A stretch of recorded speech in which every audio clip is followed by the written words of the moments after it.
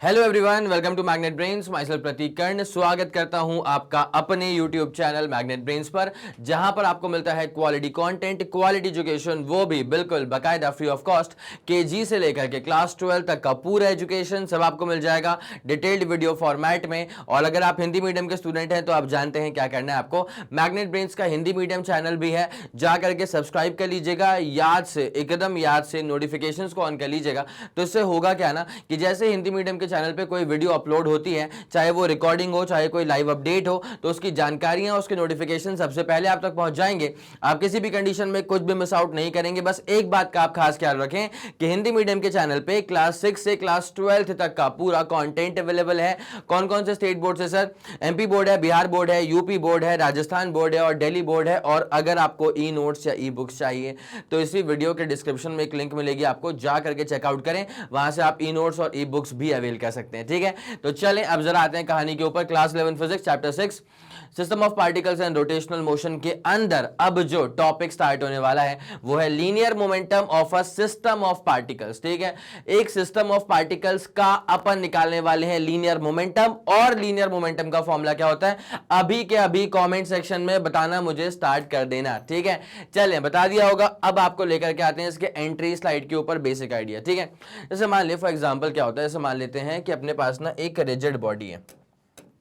ठीक है, मैंने मान लिया कि अपने पास में एक ऐसी ही रिजिड बॉडी है। जरूरी नहीं कोई डिफाइंड शेप ही हो, कैसा भी इसका शेप जो है वो हो सकता है, कोई दिक्कत वाली बात नहीं है। ठीक है, अब क्या होता है कि यहां से ना एक एक्सिस ऑफ रोटेशन, एक रोटेशन एक्सिस को अपन यहां से पास करवाते हैं। ठीक है सर, कोई दिक्कत वाली बात नहीं। तो यहां से हम लोगों ने किसको पास करवा दिया है? एक रोटेशन एक्सिस को हमने पास करवा दिया। ठीक है, ये तो अंदर तो फिर ऐसे बनानी पड़ेगी इसको, ब्रोकन लाइंस। ठीक है, तो ये हमारे पास क्या हो चुकी है? एक रोटेशन एक्सिस हो चुकी है। इसके अबाउट बॉडी घूम जाएगी फिर। ठीक है, अब देख क्या होता है ना कि जो सिस्टम बना है ये बना होगा बहुत सारे पार्टिकल्स को मिला करके। बोलो हाँ कि ना? यस सर, बिल्कुल सटीक बात है, बहुत सारे पार्टिकल्स होंगे। तो एक पार्टिकल ये मान लिया, इसका मास कितना है? m1 मान लिया। एक पार्टिकल ये मान लिया, इसका मास कितना है? m2 मान लिया। ऐसे m3 वाला पार्टिकल, m4 वाले पार्टिकल, ऐसे n नंबर ऑफ पार्टिकल्स हैं। इसका मास अपन ने क्या मान लिया? m सबस्क्रिप्ट n मान लिया। कोई दिक्कत वाली बात तो नहीं है सर? ठीक है, डन। ठीक है, अब देख क्या होता है, इसकी दूरी यहां से कितनी होगी? r1 के बराबर। इसकी दूरी यहां से कितनी होगी? r2 के बराबर। इसकी दूरी यहां से कितनी होगी? rn के बराबर। ठीक है, तो जरा गौर करते हुए चलना अच्छे से भाई साहब। ठीक है, अच्छे से गौर फरमाते हुए चलना। ये जो दूरी है ना, इसको अपन r1 बोल देंगे, इस दूरी को अपन r2 बोल देंगे, इस दूरी को अपन क्या rn बोल देंगे। कोई मसला नहीं है। अब पता क्या होता है, जब ये सिस्टम पूरा घूमना स्टार्ट करेगा, ठीक है, जब ये सिस्टम पूरा घूमना स्टार्ट करेगा तो ये जो पार्टिकल है, अरे अरे ये नहीं चाहिए, पूरी रंगोली नहीं बनानी इसकी। ठीक है, तो ये ना ऐसे एक सर्कल के अबाउट ऐसे घूमना स्टार्ट कर देगा। आया समझ के? नहीं आया? ठीक है, ये वाला घूमना स्टार्ट कर देगा ऐसे किसी सर्कल के अबाउट। ठीक है, और ये वाला भी घूमना स्टार्ट कर देगा ऐसे किसी सर्कल के अबाउट। कोई दिक्कत वाली बात नहीं है सर, पूरा फंडा क्लियर है। तो अब क्या होता है कि ये इसका सर्कुलर पाथ हो चुका है। अब जरा गौर करना भाई, जब अपन बात करते हैं यहाँ पे एंगुलर वेलोसिटी, किसकी बात करेंगे सर? अपन यहाँ पे एंगुलर वेलोसिटी की बात करेंगे। तो ओमेगा, एंगुलर वेलोसिटी का फॉर्मूला क्या होता है? ये होता है कितना एंगल ट्रेस कर लिया है कितने टाइम में। ठीक है, एंगुलर वेलोसिटी क्या होती है? कितना एंगल ट्रेस कर लिया है कितने टाइम में। अगर मैं आपसे बात करता हूं वन कंप्लीट टाइम इंटरवल की, ठीक है, तो एक कंप्लीट टाइम इंटरवल में तो ये पूरा घूम करके आ जाएगा ना भाई। टाइम इंटरवल का मतलब क्या होता है? टाइम पीरियड का मतलब क्या होता है? कितना समय लिया गया है एक चक्कर पूरा मारने में, उसे कहा जाता है टाइम पीरियड। ठीक है, अब जब एक चक्कर लगा लिया है पूरा तो एंगल कितना हो जाएगा सर? एक चक्कर लगाने के बाद तो एंगल पूरा 360 डिग्री मतलब 2 पाई के बराबर हो जाएगा। और एक चक्कर लगाने में जितना समय बीता, क्या बोला मैंने? एक चक्कर लगाने में जितना समय बीत गया है उसे ही तो कहा जाता है टाइम पीरियड। बोलो कोई दिक्कत वाली बात है क्या भाई? डायग्राम्स आप मेरे साथ साथ बनाते हुए चलेंगे तो मजा आएगा आपको। ठीक है, तो यहां पे हमने क्या चीज फिगर आउट कर ली है कि भैया एंगुलर वेलोसिटी का फॉर्मूला क्या हो जाएगा? 2 पाई/t हो जाएगा। अब एक बात सुनना तुम, बहुत इंपॉर्टेंट चीज है। ठीक है, मान लेते हैं फॉर एग्जांपल कि टाइम पीरियड जो है इसका वो 2 सेकंड का है, मतलब इस बॉडी को पूरा एक चक्कर काटने में 2 सेकंड लगते हैं। क्या बोला मैंने? इस पूरी बॉडी को पूरा एक चक्कर काटने में मान लेते हैं कि 2 सेकंड का समय लगता होगा। तो भाई पहले वाले का टाइम पीरियड कितना हो जाएगा सर? 2 सेकंड हो जाएगा। दूसरे वाले का भी टाइम पीरियड कितना हो जाएगा? 2 सेकंड। इसका मतलब क्या है भाई? पार्टिकल एक्सिस के पास हो चाहे पार्टिकल एक्सिस से दूर हो, चाहे पार्टिकल एक्सिस से किसी मॉडरेट डिस्टेंस पर हो, लेकिन भाई एक चक्कर काटने में हर पार्टिकल को सेम टाइम ही लगने वाला है, ठीक है। मतलब हर पार्टिकल के लिए टाइम पीरियड 2 सेकेंड्स है, एंगल भी कितना है 2 पाई के बराबर है, ठीक है। तो उसको मैं लिख देता हूं कि ऑल द पार्टिकल्स भले ही वो रोटेशन एक्सिस के पास हो या दूर हो, तो all the particles will consume या will take, all the particles will take same amount of time, all the particles will take same amount of time to complete one revolution, all the particles will take same amount of time to complete one revolution, एक revolution लगाने में हर particle को same amount of time ही लगने वाला है, and same angle subtend होगा, and same angle is subtended, कितना angle sir 2 पाई के बराबर, and the same angle is subtended, कितना एंगल सर 2 पाई के बराबर का एंगल। यहां तक का फंडा पूरा क्लियर है आपके दिमाग में? यस सर, यहां तक का फंडा अपने दिमाग में सुप्रीमली क्लियर है, कोई दिक्कत वाली बात नहीं है, ठीक है। तो एंगुलर वेलोसिटी क्या हो जाएगा 2 पाई बाई टी। तो भाई साहब एंगुलर वेलोसिटी पहले वाले पार्टिकल का, दूसरे वाले पार्टिकल का, तीसरे वाले पार्टिकल का, ऐसे करते करते करते करते करते करते nth वाले पार्टिकल का भी एंगुलर वेलोसिटी सेम हो जाएगा। लेकिन मसला होता है लीनियर वेलोसिटी के ऊपर। किसके ऊपर मसला होता है? लीनियर वेलोसिटी के ऊपर। तो सर लीनियर वेलोसिटी कैसे निकाली जाएगी, जरा फोकस करते हुए चलना, ठीक है। नाउ जो मसला होता है वो होता है लीनियर वेलोसिटी के ऊपर, क्योंकि उसका फॉर्मूला अलग होता है। v का मतलब क्या होगा? लीनियर वेलोसिटी, ठीक है। v का मतलब क्या होगा सर? Linear velocity. और लीनियर वेलोसिटी का मसला अलग कैसे होता है? क्योंकि v का फॉर्मूला हो जाता है r इंटू ओमेगा, ठीक है। v का फॉर्मूला क्या हो जाता है? r into omega. अब जैसे पहला वाला पार्टिकल है तो उसका डिस्टेंस क्या है भाई? देखो ओमेगा तो सबका ही सेम है, ठीक है, ओमेगा तो भैया सबका ही सेम है, लेकिन मसला कहां पर है? मसला है यहाँ पे रेडियस पे, ठीक है। r सबका अलग अलग है ना, मेन मैटर कहां पर है? मेन मैटर रेडियस के ऊपर है, बिकॉज रेडियस सबका अलग अलग है, ठीक है। तो अब ओमेगा भले सेम है लेकिन रेडियस अलग है, तो वेलोसिटी भी तो अलग हो जाएगी ना, मतलब सबकी लीनियर वेलोसिटी अलग, ठीक है।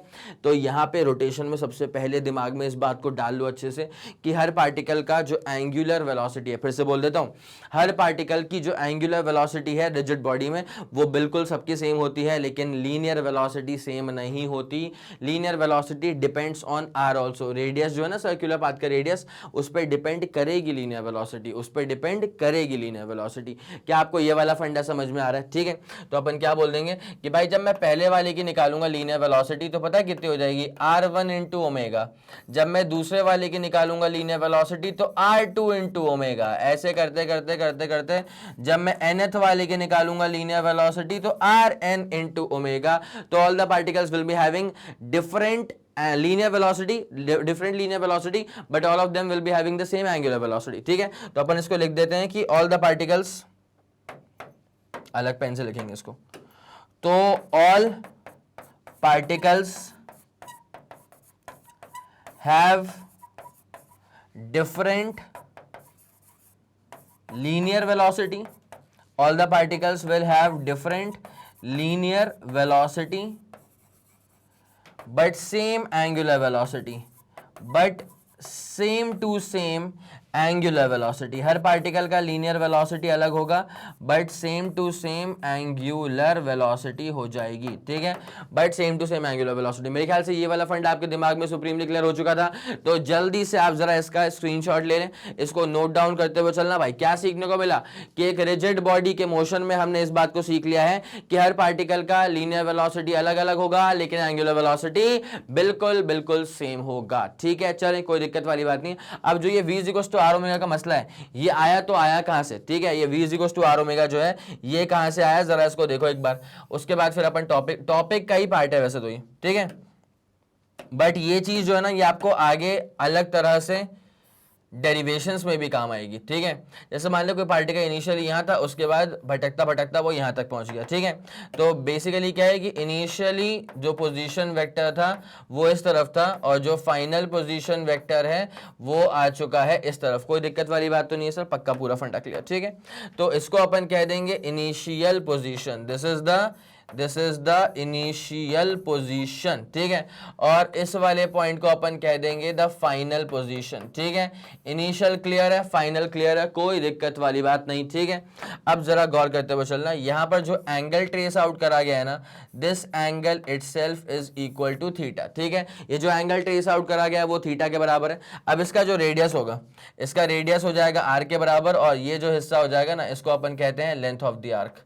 यहां से लेकर के, मतलब बेसिकली इनिशियल से स्टार्ट किया था और यहां तक पहुंच गया, ठीक है। तो आर समझ में आ रहा है, एल समझ में आ रहा है, थीटा समझ में आ रहा है। तो यहां पे एक बहुत ही उम्दा फॉर्मूला था, ये मैथमेटिक्स में ही शायद मेरे ख्याल से 8th 9th या 10th में सिखा दिया जाता है, ठीक है। 3 क्लास मैंने बोल दिया बेटा, किसी एक, मतलब शायद 9th में सिखाया जाता है। तो वो फॉर्मूला होता है theta is equal to length of arc upon radius. क्या आपको ये वाली बात समझ में आ रही है सर? यस सर, पक्का समझ में आ रहा है कि थीटा क्या होता है? Length of arc by radius होता है, ठीक है। अब क्या होता है कि अगर मैं तुम्हें बता दूं, देखो भाई क्या होता है कि अब ना system of particles in rotational motion के अंदर हम बेसिकली ऐसे ऐसे टर्म्स से रूबरू होंगे जो कि हमको याद दिलाते हैं कि अच्छा ये तो लीनियर मोशन में भी हमने पढ़ के रखा है। फॉर एग्जाम्पल लीनियर मोशन में there was something called as linear velocity, V से करा उसको रिप्रेजेंट, ठीक है। अब क्या होता है कि यहाँ पे होता है एंगुलर वेलोसिटी, ओमेगा से करा उसको रिप्रेजेंट। वैसा ही मसला यहाँ पे एक्सेलरेशन के साथ भी होता है, ठीक है। लीनियर मोशन में there was something called as linear acceleration, a से उसको रिप्रेजेंट करते थे। यहां पर होता है एंगुलर एक्सेलरेशन, इसको अल्फा से करेंगे रिप्रेजेंट, ठीक है। जरा गौर करो ना, कोई बॉडी अगर उसकी किसी बॉडी की अगर लीनियर वेलोसिटी चेंज हो रही है टाइम के साथ साथ, मतलब बॉडी में क्या आ रहा है? Linear acceleration. तो वैसे किसी बॉडी की अगर एंगुलर वेलोसिटी चेंज हो रही है टाइम के साथ साथ, तो बॉडी में क्या आ रहा है? एंगुलर एक्सेलरेशन आ रहा है, ठीक है। तो आपको ये सब चीजें क्या बेसिक बेसिक पता होनी चाहिए। अब जरा ध्यान देंगे, अगर नहीं भी पता है तो भी कोई दिक्कत वाली बात नहीं, मैं तो पूरा करवा ही दूंगा ना। तो L इज इक्वल टू क्या हो जाएगा? आर इंटू थीटा, ठीक है। डरने वाली क्या बात है जब मैं सब करवा दूंगा। तो L इज इक्वल टू क्या हो जाएगा? R into theta. ये रिलेशन जो है वो दरअसल लीनियर डिस्प्लेसमेंट और एंगुलर डिस्प्लेसमेंट के बीच का रिलेशन आ गया, ठीक है। जो थीटा यहाँ पे बन रहा है ना, this theta can be very conveniently called as the angular displacement, ठीक है। This theta can be very conveniently called as the angular displacement, ठीक है। उसके बाद जो ओमेगा होता है वो होता है लीनियर वेलोसिटी, मतलब एंगुलर वेलोसिटी। अल्फा होता है एंगुलर एक्सेलरेशन, ठीक है। अब एक काम करो, यहां तक पहुंच गए हो ना, तो उसको अब करो बेटा डिफरेंशिएट, ठीक है। यहां तक पहुंच गए हो तो अब करो इसको बेटा differentiate both sides with respect to time. इसको अपन डिफरेंशिएट कर देंगे both sides with respect to time.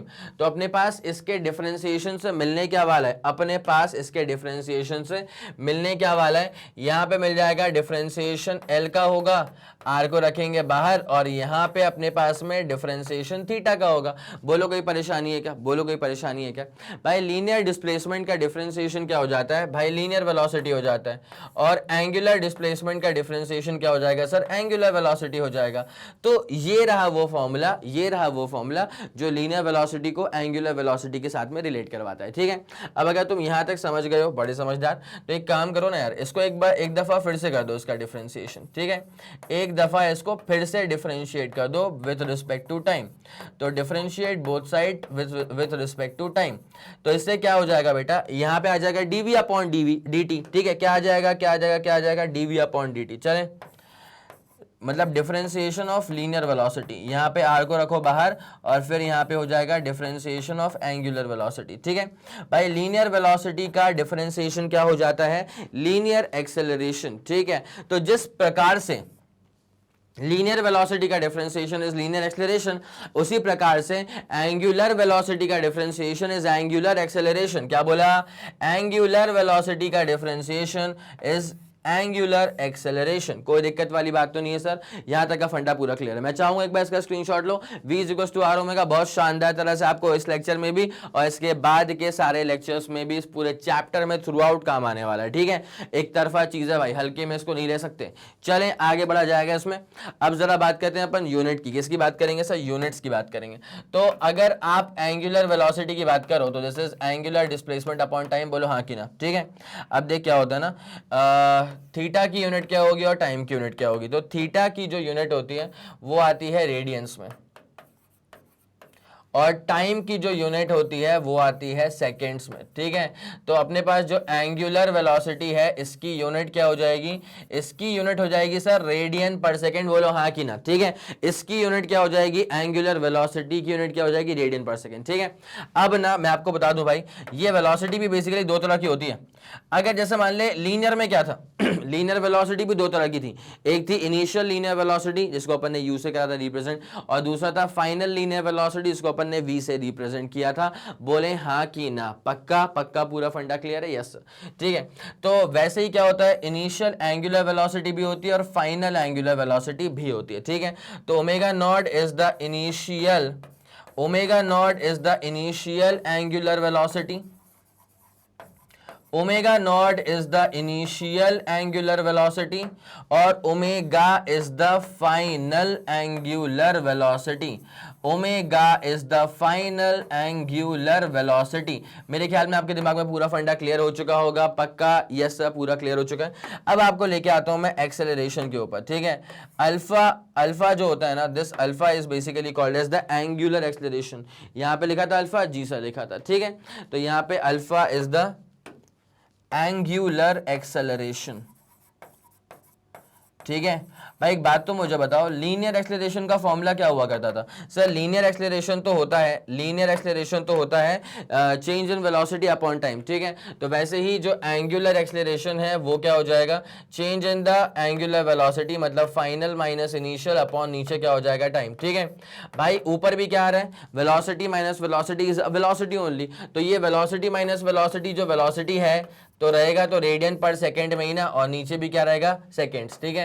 भाई काट मत देना, वो बेसिकली रेडियन पर सेकेंड स्क्वायर हो जाएगा। देखो तो ये रेडियन पर सेकेंड और नीचे वाला सेकेंड, खुशी हो रही है अब आ रहा है समझ में, हाँ सर रेडियन पर सेकेंड स्क्वायर हो जाएगा, ठीक है। भाई इसको याद करने में तो कुछ भी नहीं है, जरा गौर करो ना तुम। लीनियर वेलोसिटी की यूनिट क्या हुआ करती थी सर, लीनियर वेलोसिटी की मीटर पर सेकंड होती थी, यहां पे क्या होती है, रेडियन पर सेकंड होती है, ठीक है। मैंने बोला भाई लीनियर एक्सेलरेशन की यूनिट क्या होती थी, तुमने बोला सर मीटर पर सेकंड स्क्वायर होती थी, तो यहां पे हो जाएगी रेडियन पर सेकंड स्क्वायर, ठीक है। क्या आपके दिमाग में ये वाला फंडा पूरा क्लियर हो पा रहा है, यस सर क्लियर हो पा रहा है। मैं चाहूंगा इसका भी स्क्रीनशॉट लो, ठीक है, मैं चाहूंगा इसका भी स्क्रीनशॉट लो, उसके बाद फिर कहानी में आपको आगे लेके चलूंगा ना यार, ठीक है। क्लियर हो चुका है, यस सर। अब जो अपने पास टॉपिक है लीनियर मोमेंटम, जल्दी से एक काम करो, मुझे फटाक से फुर्ती में एक बार जरा लीनियर मोमेंटम का फॉर्मूला बता दो सर। लीनियर मोमेंटम का जो फॉर्मूला होता है, पहली बात तो लीनियर मोमेंटम को करते हैं सर पी से रिप्रेजेंट, ठीक है, and that too it is a vector quantity, ठीक है। भाई एरो लगा दिया, वेक्टर क्वांटिटी है इसलिए एरो लगा दिया ऊपर, ठीक है। तो लीनियर मोमेंटम का जो फॉर्मूला होता है वो होता है मास इनटू वेलोसिटी। किसी बॉडी का आप निकालोगे ना लीनियर मोमेंटम, ठीक है, किसी बॉडी का आप निकालोगे लीनियर मोमेंटम, ये रही अपने पास एक बॉडी, ठीक है। अब इसका मान ले सेंटर ऑफ मास यहाँ पे, कोई दिक्कत वाली बात थोड़ी ना। तो इस बॉडी का वैसे इन टोटल अगर अपन चेक करें तो इस बॉडी का मास कितना है, इस बॉडी का मास अपन m मान लेते हैं, ठीक है। अब क्या है कि ये जो बॉडी थी ये आ गई है मोशन में, तो अब ये बॉडी जो है ये मूव करना शुरू कर दी है विद सम वेलोसिटी, और क्या है वो वेलोसिटी, वो वेलोसिटी है v के बराबर। तो अब जो इसका लीनियर मोमेंटम बनेगा, अब जो इसका लीनियर मोमेंटम बनेगा, इसका फॉर्मूला क्या हो जाएगा, मास इनटू वेलोसिटी। कैसी वेलोसिटी भैया, लीनियर वेलोसिटी, ठीक है। तो लीनियर मोमेंटम निकालना था तो इसका फॉर्मूला क्या हो जाता है, मास इनटू वेलोसिटी।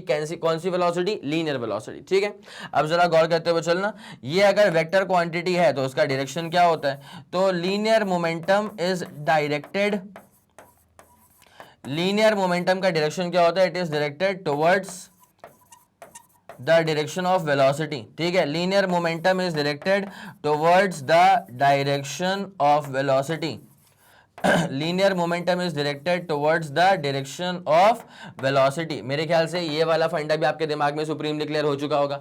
अब एक काम करो ना, यही लीनियर मोमेंटम की यूनिट भी निकाल दो, तो यूनिट क्या हो जाएगी भाई, मास इनटू वेलोसिटी था, तो मास का मतलब किलोग्राम, और वेलोसिटी क्या होती है, मीटर पर सेकेंड, और इसका डायमेंशनल फॉर्मूला क्या हो जाएगा, इसका डायमेंशनल फॉर्मूला जल्दी कमेंट सेक्शन में बताते हुए चलो यार, जल्दी, मास इंटू वेलोसिटी, तो मास के लिए m और वेलोसिटी क्या हो चुका है LT-1। ठीक है, क्या आपके दिमाग में ये वाला पूरा फंडा क्लियर हो गया है?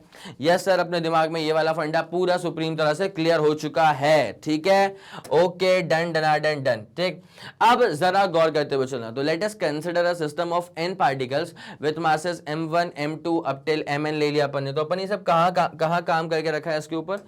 यहाँ देखो भाई, इसको तो निपटाएं पहले। वो सिस्टम कहाँ बनाया था ये भी आपने नोट कर लिया, ये रहा। ठीक है, तो यहाँ पे अपन ने पार्टिकल्स लेके रखे हैं, एक का मास m1 है, एक का मास m2 है, वगैरह वगैरह, सारे अपन ने मासेस पे ना गेम करके रखा हुआ है। ठीक है, तो ये वेलोसिटी भी आप लोगों ने नोट कर ली थी, है ना। अब क्या है कि अब अपन यहाँ पे अब सीधे तौर पे बात करेंगे किसके बारे में? मोमेंटम के बारे में। यहाँ पे अपन सीधे तौर पे अब किसके बारे में बात करेंगे बेटा? मोमेंटम के बारे में। एक बार जरा इसको यहाँ से गायब कर दिया जाए। यस सर, चले, ओके, क्लियर। ठीक है, अब जरा गौर करना, यहां पे क्या लिखा हुआ है बेटा कि अपन ने एक सिस्टम पूरा कंसिडर करा जिसके पास n नंबर ऑफ पार्टिकल्स है। मासेस कितने हैं इसके? m1 m2 m3 up till mn का मासेस है। मूविंग विथ वेलोसिटीज, वेलोसिटीज क्या क्या है भाई? m1 वाली की वेलोसिटी कितनी है? v1 के बराबर। m2 वाली की वेलोसिटी कितनी है? v2 के बराबर। जब ये m1 वाला मूव कर रहा होगा ना भाई, जब ये m1 वाला मूव कर रहा होगा ना, तो इसके पास जो वेलोसिटी होगी, इसकी वेलोसिटी जैसे मान ले इस तरफ जा रही है, ठीक है, इसकी वेलोसिटी v1 होगी, ये इस तरफ जा रही है, इसकी वेलोसिटी v2 होगी, इस तरफ जाएगी, इसकी वेलोसिटी vn हो जाएगी। बोलो हाँ कि ना? इसकी वेलोसिटी v1, इसकी वेलोसिटी v2, इसकी वेलोसिटी vn। कोई दिक्कत वाली बात नहीं है। ठीक है, तो यहाँ पे अपन ने कर लिया है कंसिडर पार्टिकल्स हैं, यहाँ पे अपन ने कर लिया है कंसिडर पार्टिकल्स हैं। मासेस कितना है? m1 m2 mn, और वेलोसिटीज कितनी है? v1 v2 vn रिस्पेक्टिवली। ठीक है, the particles may be interacting and have external forces acting on them. ठीक है, पार्टिकल्स के बीच में इंटरेक्शन हो रहा होगा। यहीं से एक बात समझ जाओ कि जो इंटरनल फोर्सेस होंगे ना, वो कभी भी सेंटर ऑफ मास का मोशन नहीं करवाते। ठीक है, तो भाई इंटरनल फोर्सेस आपस में ही कैंसिल आउट हो जाते हैं, ये हम लोग पिछली क्लासेस में बाकायदा देख चुके थे। तो आपको बस ये समझना है अभी कि internal forces cancel out each other, internal forces cancels out each other in pairs।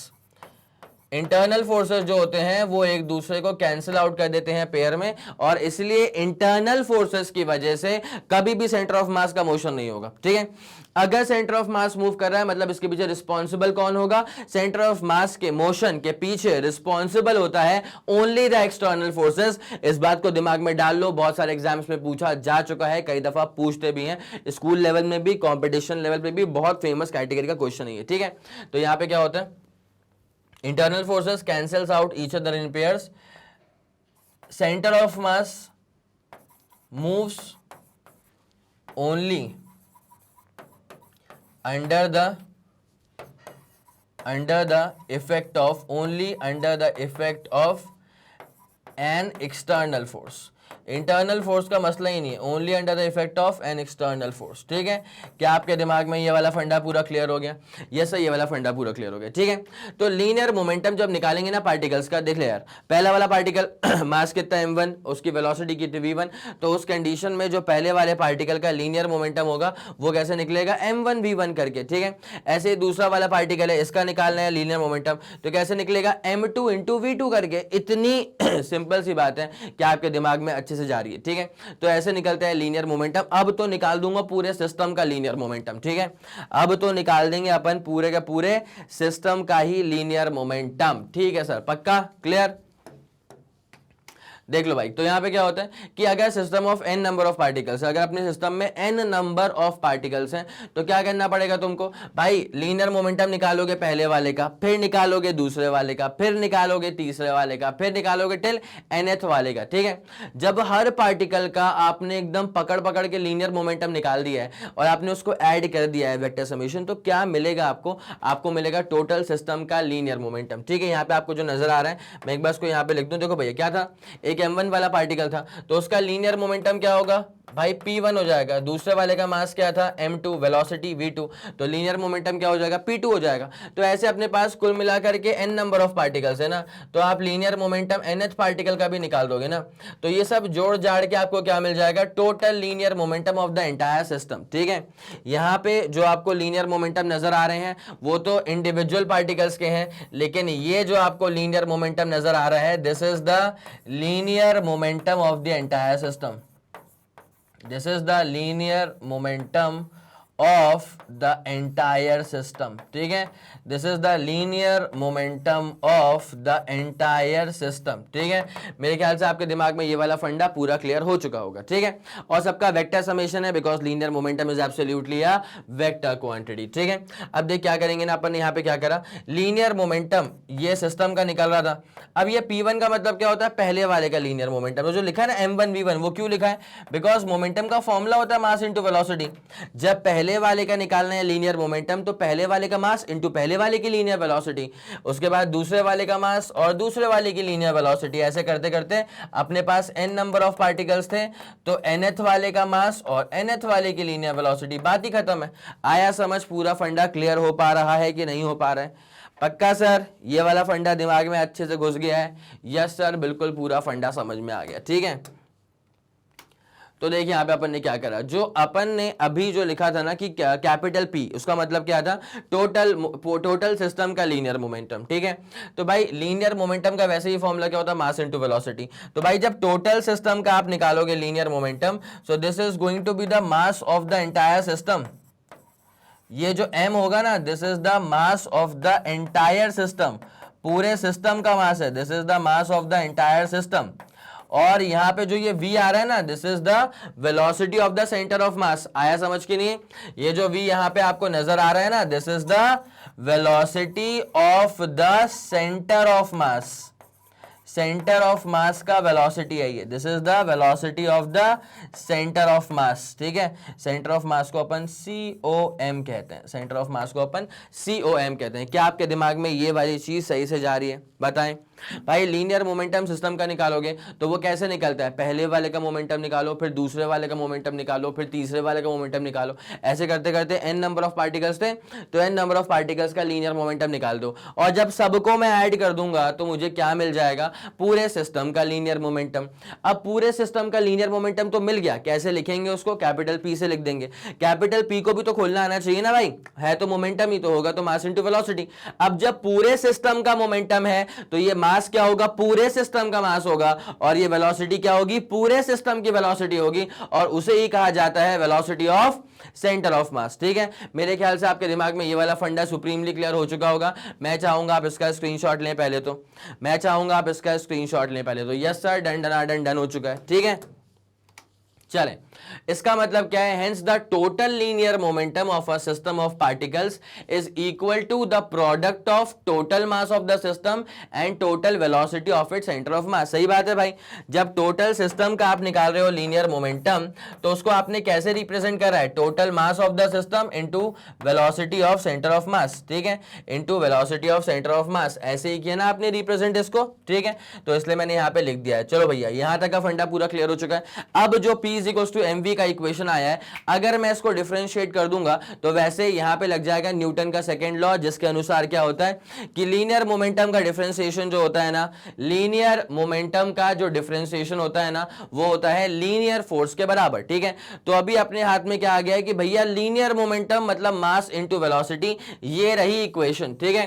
अब बात हो रही है इसको डिफरेंशिएट करने की, बिकॉज हम जानते हैं कि न्यूटन के सेकंड लॉ के अनुसार अगर लीनियर मोमेंटम का डिफरेंशिएशन कर दिया गया तो हमें क्या मिल जाता है, लीनियर फोर्स मिल जाता है, ठीक है। मैं चाहूंगा एक दफा आप इसका स्क्रीनशॉट लें, उसके बाद फिर कहानी में आपको आगे लेके चलता हूं। सही है ना फिर, यहां तक की बात समझ में आ गई ना। तो लीनियर मोमेंटम इक्वल टू क्या हो जाएगा, मास इनटू वेलोसिटी। अब मसला ये है कि इसको डिफरेंशिएट कर दिया जाए, तो जैसे इसको डिफरेंशिएट करेंगे तो होता क्या है, देखो भाई, जैसे इसको डिफरेंशिएट करेंगे तो होता क्या है, देखो अब मैं ना यहाँ पे एक दो पार्टिकल्स की बात नहीं कर रहा, मैं बात कर रहा हूँ टोटल सिस्टम के मोमेंटम की, ठीक है। तो टोटल सिस्टम का मोमेंटम जो है वो अभी अपने हाथ में आ चुका था, मास इनटू मास मतलब टोटल सिस्टम का मास, ठीक है। एक आध पार्टिकल्स का मास नहीं है, टोटल सिस्टम का मास है।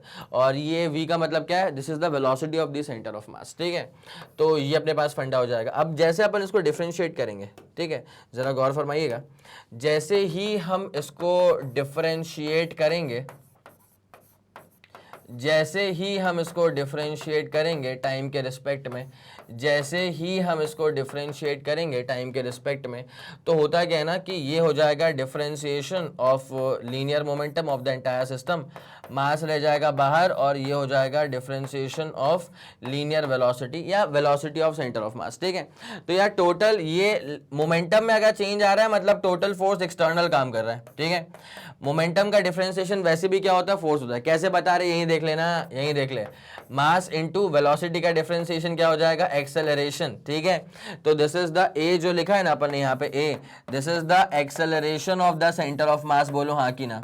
जैसे v होता है velocity of centre of mass, तो वैसे a क्या हो जाएगा, acceleration of the centre of mass. यहां तक का फंडा पूरा क्लियर है? यस सर, सुप्रीमली क्लियर है। ठीक है, तो फोर्स का फॉर्मूला क्या हो जाएगा, mass into acceleration, m is the mass of the entire system, v is the velocity of the entire, a is the acceleration of the entire system, मतलब acceleration of centre of mass. ठीक है, ये वाला फंडा पूरा clear हो चुका है। चलो ठीक है भैया, ये वाला फंडा पूरा क्लियर हो चुका है। अगर लीनियर मोमेंटम कांस्टेंट है, अगर लीनियर मोमेंटम कंजर्व्ड है, इसका मतलब क्या है कि नेट फोर्स जो है वो जीरो हो जाएगा। कैसे, गौर करो, मोमेंटम का डिफरेंशिएशन फोर्स के बराबर है। बोलो हाँ कि ना। ठीक है, मोमेंटम का जो डिफरेंशिएशन है वो है फोर्स के बराबर। अब मान ले अगर मोमेंटम कांस्टेंट हो गया, मोमेंटम का जो डिफरेंशिएशन है तो वो फोर्स के बराबर। ठीक है, अब मान ले अगर मोमेंटम कांस्टेंट हो गया, तो इफ मोमेंटम इज कांस्टेंट, अगर मोमेंटम कांस्टेंट हो गया तो तेरे पास फोर्स जीरो हो जाएगा ना। ठीक है, बिकॉज कांस्टेंट का डिफरेंशिएशन कितना होता है, जीरो। तो आप इसको कह सकते हो सीधे कि यार अगर फोर्स अप्लाई ही नहीं करा होगा तो मोमेंटम में चेंज ही नहीं आएगा। अगर फोर्स अप्लाई ही नहीं करा होगा तो मोमेंटम में चेंज ही नहीं आएगा। ठीक है, ये सब फंडा पूरा क्लियर होता है? यस सर, पूरा क्लियर हो रहा है दिमाग के अंदर। चलें, इसका स्क्रीनशॉट हो गया? यस सर, इसका स्क्रीनशॉट भी हो चुका है। चलें, अब देख ले भाई क्या है इसके अंदर, this is the statement of Newton second law extended to a system of particles. पहले अपन एक आध बॉडीज के लिए बात करते थे कि हाँ भैया एक बॉडी का लीनियर मोमेंटम क्या होगा, मास इनटू वेलोसिटी। तो इस बॉडी के लीनियर मोमेंटम का डिफरेंशिएशन कितना हो जाएगा, मास को रखा बाहर, करा वेलोसिटी का डिफरेंशिएशन, तो वेलोसिटी का डिफरेंशिएशन क्या हो जाएगा सर, एक्सेलरेशन हो जाएगा। मास इनटू एक्सेलरेशन क्या हो जाएगा सर, फोर्स हो जाएगा। तो ये वाला काम अपन पहले एक आध पार्टिकल्स के लिए किया करते थे। ठीक है, लेकिन यहां पे अब जो एक्सप्रेशन आपके सामने यहां पे थोड़ी देर पहले दिखाया था ना, this is the statement of Newton second law extended to a system of particles. ठीक है, एक पूरे सिस्टम ऑफ पार्टिकल्स के लिए बात कर लिए। तो आइसोलेटेड सिस्टम में vector sum of external force acting on a system is zero. ठीक है, अगर फोर्सेस का जो वेक्टर समेशन है अगर वो जीरो हो जाएगा सिस्टम के ऊपर, इसका मतलब क्या कि लीनियर मतलब momentum of the centre of मास का डिफरेंशिएशन जीरो हो जाएगा। तो अगर मोमेंटम का डिफरेंशिएशन जीरो है, इसका मतलब ये है कि मोमेंटम कांस्टेंट है। और मोमेंटम कांस्टेंट कैसे होगा, देखो मोमेंटम होता है मास इनटू वेलोसिटी। भाई मास तो चेंज होने से रहा, मास तो चेंज होगा नहीं। तो अगर मोमेंटम कांस्टेंट है इसका मतलब वेलोसिटी कांस्टेंट है। किसकी वेलोसिटी, अगर मोमेंटम सेंटर ऑफ मास का कांस्टेंट है तो वेलोसिटी सेंटर ऑफ मास की कांस्टेंट है। क्लियर? यस सर, यहां तक का फंडा सुप्रीमली क्लियर हो चुका है। तो linear momentum of a system of particles, ये था आपका लेक्चर। ठीक है, बहुत ही आरामदायक लेक्चर रहा होगा मेरे ख्याल से, तो कोई परेशानी आपको नहीं आ रही होगी। अगर आपको लगा कि इस वीडियो को देख करके आपका पर्सपेक्टिव क्लियर हो गया है, थोड़ा सा और क्लियर हो गया, तो जरा इस वीडियो पर अपना प्यार बरसाएं, इस वीडियो को लाइक करें। सबसे इंपॉर्टेंट चीज, इस वीडियो को फैला दो अपने सारे मित्र मंडल में, सबको बता दो कि मैग्नेट ब्रेन्स के चैनल पे प्लेलिस्ट में फिजिक्स के अंदर क्या क्या शानदार चीजें ऐड हो चुकी हैं और क्या जबरदस्त चीजें आप तक और भी जल्द से जल्द पहुंचने वाली हैं। ठीक है, आपका कोई भी फीडबैक हो, सजेशन हो, तारीफें हो या बुराइयां हो या जो कुछ भी हो, बड़े प्यार भरे शब्दों में अपनी सारी बातें आप कमेंट सेक्शन के सहारे से मुझ तक पहुंचा सकते हैं। अगर आपका फीडबैक, आपका सजेशन अगर जेन्युइन रहेगा तो उस पर बिल्कुल काम किया जाएगा। That's a guaranteed thing. इसी के साथ खत्म करते हैं इस पूरे वीडियो को। और जैसे कि आप सब जानते हैं कि मैग्नेट ब्रेन्स जो प्रोवाइड करता है वो है English medium as well as Hindi medium वाली classes with entire full complete syllabus coverage, CBSE board, Delhi board, Bihar board, UP board, MP board, Rajasthan board और वैदिक मैथ्स क्रैश कोर्स और स्पोकन इंग्लिश। इसके अलावा अगर आपको कोई भी इंफॉर्मेशन चाहिए तो आप मैग्नेट ब्रेन्स के ऑफिशियल वेबसाइट पर विजिट कर सकते हैं। Thank you so much.